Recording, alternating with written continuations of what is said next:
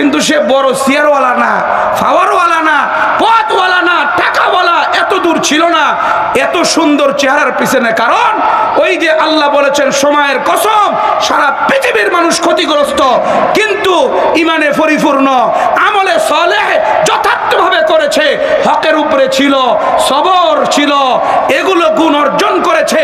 এই গুণের কারণে আল্লাহ তাকে সফলতায় পৌঁছায় দিয়েছে। জোরে কোন আমিন, আরো জোরে বলেন আমিন।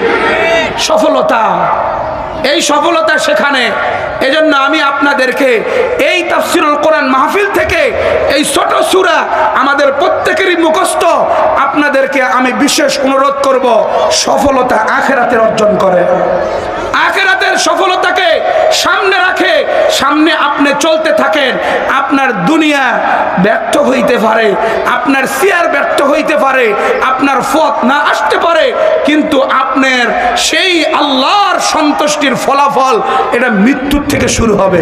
কথা কোন ঠিক না ঠিক? তখন থেকেই শুরু হবে, আর এটা চলতেই থাকবে।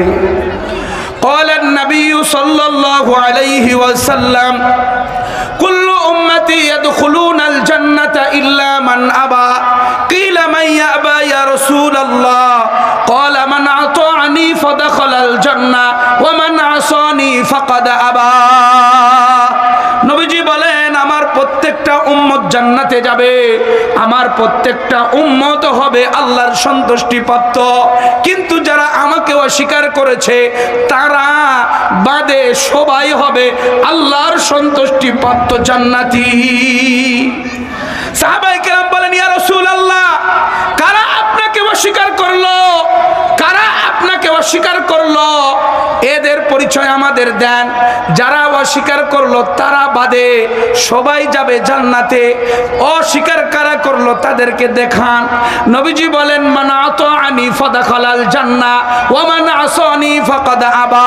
যে আমার অনুকরণ করলো সে হলো জান্নাতি, যে আমাকে মানলো না সে হলো অস্বীকারকারী। নবীকে মাননেওয়ালা আমার দেশের সব লোক, কথা বলেন, নবীকে মাননেওয়ালা আমার দেশের সব লোক, সব লোক না। এই অস্বীকার করে তিন ভাবে অস্বীকার করে। একজন ডাইরেক্ট মুখ দিয়ে বলে, ডাইরেক্ট বলে নবীর কোনো কিছুই সে মানে না, ওই পথে চলবে না, এটা ডাইরেক্ট বলে, কাফের মুশরিক।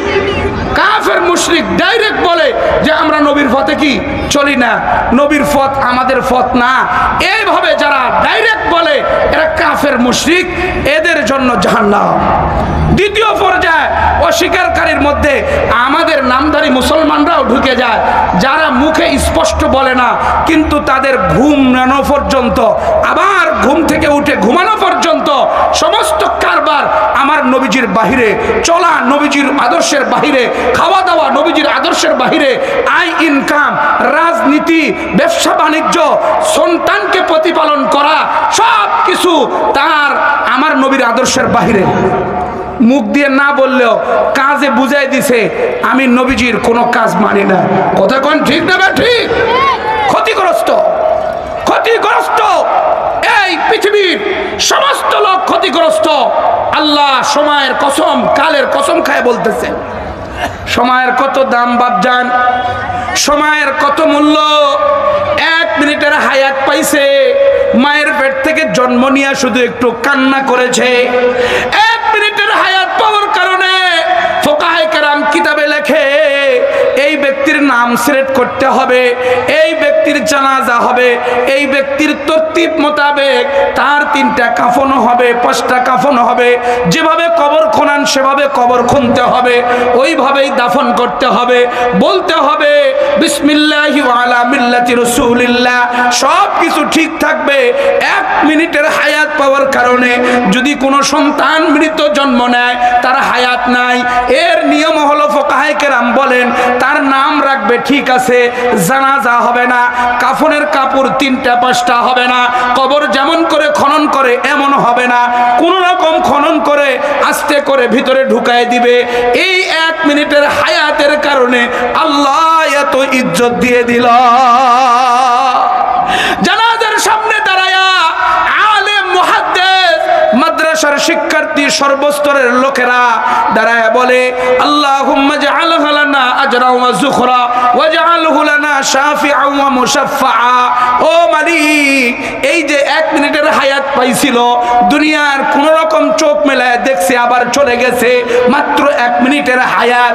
ও আল্লাহ, একে আমাদের জান্নাতের জখিরা বানায় দাও, এর ওসিলা করে আমাদের সুপারিশকে কবুল করো, এই সন্তানের ওসিলা করে আমাদেরকে মাফ করে জান্নাতি বানায় দেয়। 1 মিনিটের হায়াত, 1 মিনিটের হায়াতের এত মূল্য। তো আল্লাহ তাআলা বলতেছেন যে তোমার হায়াত অবহেলা করিও না, ঈমানটা সাজায় নাও, ঈমানটা সুন্দর করে নাও, তুমি তোমার আমলটাকে যত্নভাবে করো, ওযুই ঠিকঠাক করো না, মসজিদে ঢুকে বের হও। আর হুজুরের বয়ান বেশি হয়ে গেলে, কিরে হুজুর এতক্ষণ বয়ান করে কেরে, এতক্ষণ খুতবা পড়ে কেরে, এই এরিয়ার হুজুরটা এমন করে আমরা বিরোধিতা করি কি করি না? কেন? তুমি তো বসে থাকলেই নামাজের অপেক্ষায় যতক্ষণ থাকে অতক্ষণই তো নামাজ। ইন্তেজারুস সালাতি সালাত, নামাজের অপেক্ষায়, নামাজের মধ্যে গণ্য। তাহলে আপনার দেরি হলে তো খালি নামাজই লিখতেছে আমল, ফেরেশতারা আপনার মসজিদের দ্বীনি কথাবার্তা এর মাধ্যমে আপনার জিন্দেগিকে সুন্দর করতে পারবেন। কিন্তু না, হুজুরকে নিয়েই ঠেলাঠেলি। কি কথা ঠিক না বেঠিক?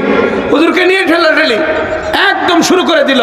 এতক্ষণ ওয়াজ করা লাগে, এতক্ষণ খুতবা, ফির নামাজ এতক্ষণ।